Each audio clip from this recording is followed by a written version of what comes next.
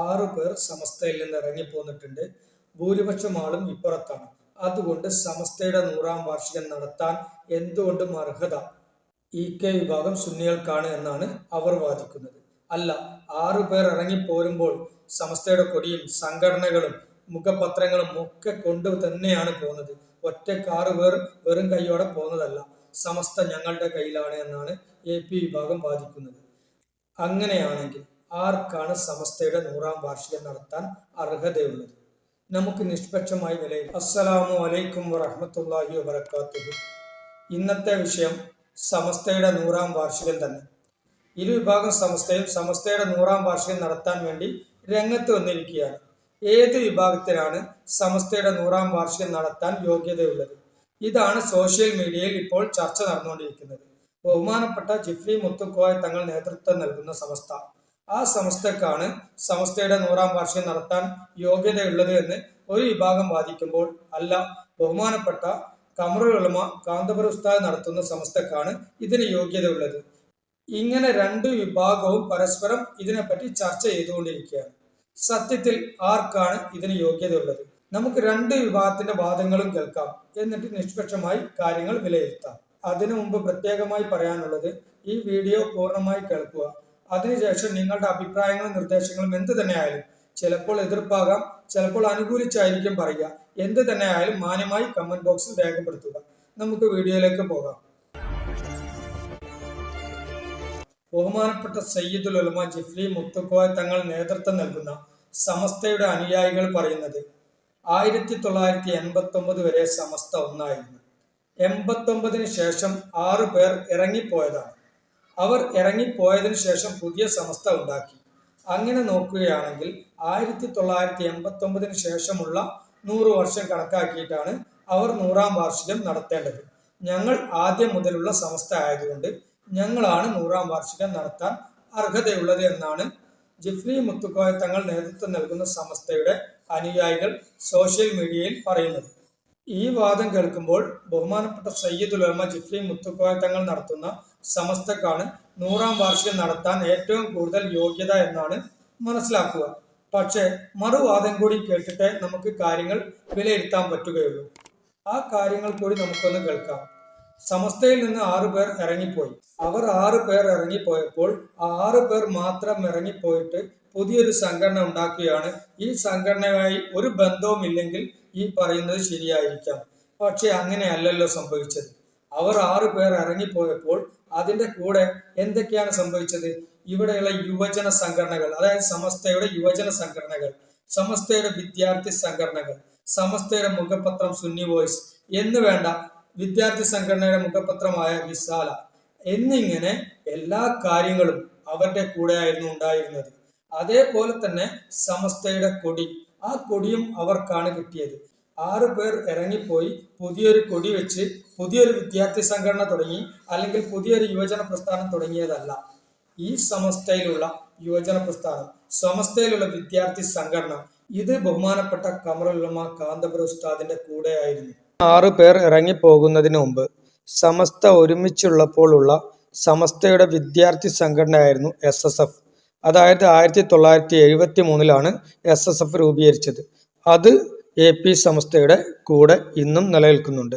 അതായത് SKSSF പിന്നീട് സമസ്ത 2 ആയതിനു ശേഷം 1989-ലാണ് രൂപീകരിച്ചത്. അതേപോലെ തന്നെ സമസ്ത കേരള സുന്നി യുവജന സംഘം 1954-ൽ രൂപീകരിച്ചതാണ്. ഇതും ബഹുമാനപ്പെട്ട ഖമറുൽ ഉലമ ഉസ്താദിന്റെ കൂടെ ഇന്നും നിലനിൽക്കുന്നുണ്ട്. 1989-ലാണ് സുന്നി യുവജന സംഘം രൂപീകരിച്ചത്. ഇനി സമസ്തയുടെ യുവജന സംഘടനയായ SYSന്റെ മുഖപത്രമായിരുന്നു സുന്നി വോയിസ്. 1977-ലാണ് സുന്നി വോയിസ് നിലവിൽ വന്നത്. സമസ്ത ഒരുമിച്ചുള്ളപ്പോൾ തന്നെ ആ സുന്നി വോയിസ് ഇന്നും ഖമറുൽ ഉലമ ഉസ്താദിന്റെ കൂടെ തന്നെയുണ്ട്. അതിനുശേഷമാണ് 1991-ലാണ് സുന്നി അഫ്കാർ നിലവിൽ വന്നത്.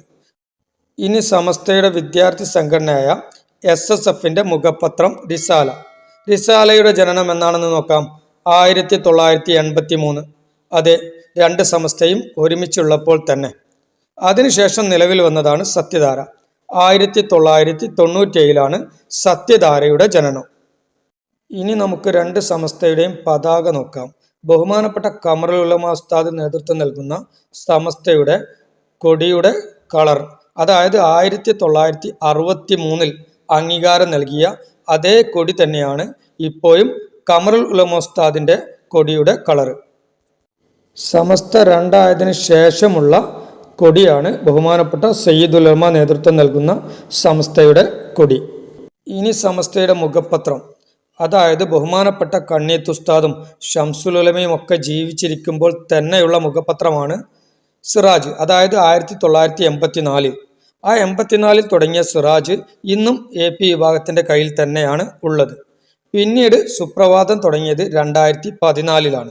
ചുരുക്കി പറഞ്ഞാൽ സമസ്തയിൽ നിന്ന് 6 പേർ ഇറങ്ങിപ്പോയപ്പോൾ അവരുടെ കൂടെ സമസ്തയുടെ പതാക, അതായത് 1963 അംഗീകരിച്ച പതാക, അതേപോലെ തന്നെ സമസ്തയുടെ യുവജന സംഘടനയായ SYS 1954 രൂപീകരിച്ചതാണ്. അതേപോലെ തന്നെ സമസ്തയുടെ വിദ്യാർത്ഥി സംഘടനയായ SSF 1973 രൂപീകരിച്ചതാണ്. 1977 നിലവിൽ വന്ന SYSന്റെ മുഖപത്രമായ സുന്നി വോയിസ്, 1983 നിലവിൽ വന്ന റിസാല, സുന്നികളുടെ മുഖപത്രമായ 1984 വന്ന സിറാജ് എന്നിങ്ങനെയുള്ള എല്ലാം 6 പേർ ഇറങ്ങിപ്പോയപ്പോൾ അവരുടെ കൂടെ പോന്നു.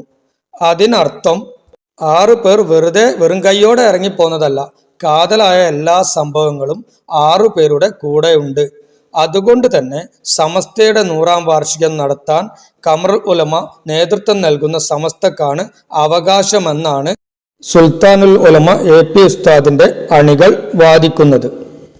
അതോടൊപ്പം പഴയ സമസ്തയിലെ ജോയിന്റ് സെക്രട്ടറി ആയിരുന്ന ഏക വ്യക്തി, സമസ്തയുടെ 60ാം സമ്മേളനത്തിന് നമ്മെ ക്ഷണിച്ചതും ഖമറുൽ ഉലമ തന്നെയായിരുന്നു. SSFന്റെ 50ാം വാർഷികവും SYSന്റെ 60ാം വാർഷികവും നടത്തിയ ഖമറുൽ ഉലമക്ക് തന്നെയാണ് സമസ്തയുടെ 100ാം വാർഷികം നടത്താനുള്ള അർഹത എന്ന് AP വിഭാഗം പറഞ്ഞാൽ എന്താണ് മറുപടി പറയുക? AP വിഭാഗത്തിന്റെ കൂടെ ഈ സംഘടനകളും മറ്റുമുള്ളത് വിശദീകരിച്ചത് അവരെ പൊന്തിച്ചു കാട്ടാനോ അല്ലെങ്കിൽ സമസ്തയിൽ നിന്ന് ഇറങ്ങിപ്പോരുമ്പോൾ ഭൂരിപക്ഷം EK വിഭാഗത്തിന്റെ കൂടെയാണ് ഉള്ളത് എന്ന് പറഞ്ഞത് AP വിഭാഗത്തിനെ കയറ്റിക്കാട്ടാനോ അല്ല. രണ്ട് സംഘടനക്കും അതിൻ്റെതായ നേട്ടങ്ങളുണ്ട്, അതിൻ്റെതായ പവറുണ്ട്. രണ്ട് സംഘടനകൾക്കും സമസ്തയുടെ 100ാം വാർഷികം നടത്താനും കഴിയും. അത് വിശദീകരിക്കാൻ വേണ്ടി മാത്രമാണ് ഇത്രയും പറഞ്ഞത്.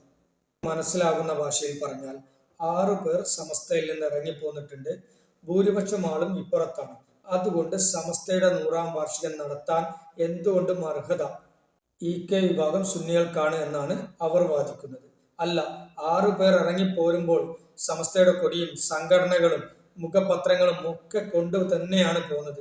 ഒറ്റക്ക് 6 പേർ വെറും കൈയോടെ പോകുന്നതല്ല, സമസ്ത ഞങ്ങളുടെ കയ്യിലാണ് എന്നാണ് AP വിഭാഗം വാദിക്കുന്നത്. അങ്ങനെയാണെങ്കിൽ ആർക്കാണ് സമസ്തയുടെ 100ാം വാർഷികം നടത്താൻ അർഹതയുള്ളത്? നമുക്ക് നിഷ്പക്ഷമായി വിലയിരുത്താം. AP വിഭാഗത്തിലെയും EK വിഭാഗത്തിലെയും സാധാരണക്കാരായ അണികളോട് ചോദിച്ചാൽ അവർ പറയും സമസ്തയുടെ 100ാം വാർഷികം നടത്തേണ്ടത് AP വിഭാഗവും EK വിഭാഗവും ഒരുമിച്ച് നിന്നുകൊണ്ട്, ഒറ്റക്കെട്ടായി നിന്നുകൊണ്ട് ഒരുമിച്ച് നടത്തുന്നതാണ് ഏറ്റവും നല്ലത്.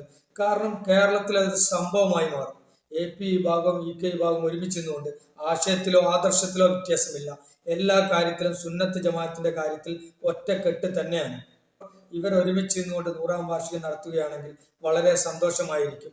അണികളുടെ മനസ്സ് എപ്പോഴോ ഒന്നാകാൻ തീരുമാനമെടുത്തു കഴിഞ്ഞു. ഇനി പണ്ഡിതന്മാർ ഒരുമിച്ച് നിന്നുകൊണ്ട് ഒന്നായി 100ാം വാർഷികം നടത്തി കാണിച്ചു തരികയാണ് വേണ്ടത്. രണ്ട് വിഭാഗം സുന്നികളും ഒരുമിച്ച് നിന്നുകൊണ്ട് 100ാം വാർഷികം നടത്തുകയാണെങ്കിൽ അത് വലിയൊരു സംഭവം തന്നെയായി മാറും. കേരളം കണ്ടിട്ടുള്ളതിൽ വെച്ച് ഏറ്റവും വലിയ സംഭവമായിരിക്കും നമ്മൾ കാണാൻ പോകുന്നത്. അതിനുവേണ്ടി രണ്ട് വിഭാഗത്തിലുള്ള യുവജന പ്രസ്ഥാനങ്ങളും രണ്ട് വിഭാഗത്തിലുള്ള വിദ്യാർത്ഥി സംഘടനകളും എല്ലാവരും ഒരുമിച്ച് നിന്നുകൊണ്ട് ഒറ്റക്കെട്ടായി 100ാം വാർഷികം നടത്തുകയാണെങ്കിൽ ഏറ്റവും നല്ല കാര്യമായിരിക്കും അത്. നമുക്ക് ഒരുമിച്ച് നിന്നുകൊണ്ട് ഒറ്റക്കെട്ടായി സമസ്തയുടെ 100ാം വാർഷികം നടത്താൻ സാധിക്കട്ടെ എന്ന് പ്രാർത്ഥിച്ചുകൊണ്ട്